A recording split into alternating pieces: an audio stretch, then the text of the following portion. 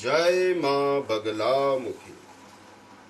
आज भाद्रपद मास के शुक्ल पक्ष की चतुर्दशी तिथि है और आज के दिन हम इसे अनंत चतुर्दशी के नाम से जानते हैं और भगवान विष्णु की पूजा करते हैं। अनंत शब्द का अर्थ है जिसका कोई अंत ही ना हो, उसे हम अनंत कहते हैं। भगवान ही अनंत हैं जिनका कोई अंत नहीं है।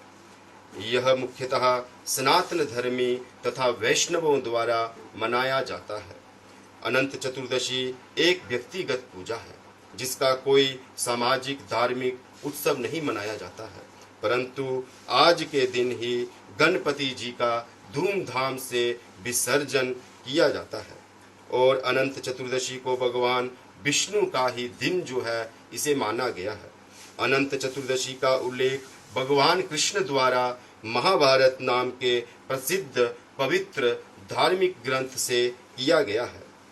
जब जुए में पराजित होकर पांडव अनेक प्रकार के कष्ट को सह रहे थे, अनेक दुखों को सह रहे थे, तब काफी कष्टपूर्ण जीवन जी रहे थे, तब एक दिन भगवान कृष्ण जी उन पांडवों से मिलने के लिए वन में आए।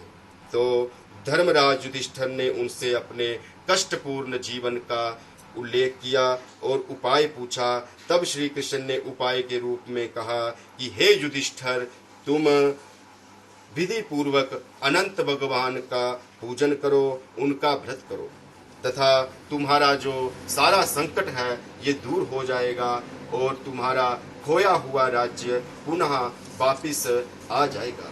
फिर युधिष्ठिर ने भगवान से पूछा कि अनंत का किस प्रकार व्रत किया जाए, इसकी महिमा के बारे में कुछ बताएं। तो इस संदर्भ में श्री कृष्ण भगवान ने उन्हें एक कथा सुनाई जो कि अनंत चतुर्दशी का व्रत करने वाले तथा सभी व्रतियों को सुननी चाहिए। इसी प्रसंग में एक कथा आती है जिसे आप ध्यान पूर्वक सुने। प्राचीन काल में सुमंत नामक ब्राह्मण था। उसकी सुशीला नामक की एक कन्या थी। ब्राह्मण ने बड़ी होने पर उसका विवाह जो था वह कौंडिन्य ऋषि के साथ कर दिया। तब कौंडिन्य ऋषि के साथ उस सुशीला का विवाह हो गया और सुशीला को लेकर वे अपने आश्रम की ओर आ रहे थे। तभी संध्या पड़ गई और संध्या रास्ते में ही भगवान कौंडिन्य ने रास्ते में ही संध्या कर दी। ऋषि नदी के किनारे संध्या करने लगे।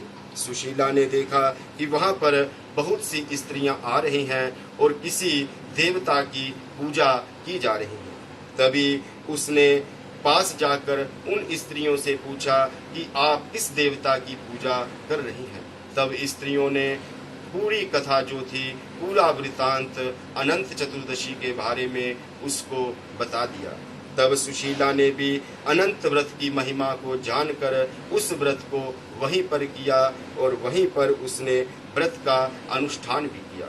इसी महिमा को सुनते हुए सुशीला ने जब वह 14 गांठ वाला जो डोरा था जिसे उसने अपनी बाएं हाथ में बांध दिया, तब कौंडिन्य ने सुशीला के हाथ में बंधे हुए धागे के बारे में पूछा। तो सुशीला ने सब कह सुनाया कि स्त्रियों ने मुझे इस प्रकार अनंत चतुर्दशी के बारे में बताया है और भगवान विष्णु का ही जो ये धागा है इसे मैंने पहना है। परंतु कौंडिन्य ऋषि को संदेह हुआ और उन्होंने उस धागे को तोड़कर अग्नि में डाल दिया। तब भगवान क्रोधित हो गए और भगवान का अपमान हुआ। परिणाम यह हुआ कि ऋषि सुखी नहीं रह सके। उनका जो राज्य था, जो धन दौलत था, वे सब समाप्त हो गया। तब उन्होंने सुशीला से इसका कारण पूछा। तो सुशीला ने अनंत ढोरे की याद कौंडिन्य ऋषि को दिलाई। तो कौंडिन्य ऋषि को बहुत पश्चाताप हुआ और उसी पश्चाताप के कारण वे उस ढोरे को और भगवान अनंत की खोज में वन की ओर चले गए। बहुत दिन तक वह वन में खोजते हुए एक दिन भूमि पर गिर पड़े। तब अनंत भगवान ने उन्हें दर्शन दिया और बोले कि हे कौंडिन्य ऋषि, तुमने मेरा तिरस्कार किया था, मेरा अपमान किया था, इस कारण तुम्हें यह कष्ट जो है यह सहना पड़ा, भोगना पड़ा। अब अगर तुम्हें ज्ञान हो गया हो तो अब तुम अपने घर जाकर इस अनंत का अनुष्ठान करो। तब कौंडिन्य ऋषि ने भगवान से इस व्रत की महिमा के बारे में पूछा और 14 वर्षों तक इस व्रत को किया और इस व्रत से उस कौंडिन्य ऋषि के सब दुखों का अंत हुआ। इसी प्रकार श्री कृष्ण जी की आज्ञा से युधिष्ठिर ने भी 14 वर्षों तक इस व्रत को किया और इस व्रत को करने के प्रभाव से पांडवों को महाभारत के युद्ध में विजयी भी हुए तथा चिरकाल तक राज्य भी करते रहे।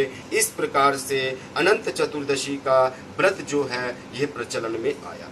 भगवान श्री कृष्ण कहते हैं कि अनंत उनका ही रूप है, जो इस रूप को इनकी पूजा करता है वह चिरकाल तक भगवान विष्णु के चक्र के समय का प्रतीक कहा गया है और सुखी रहता है।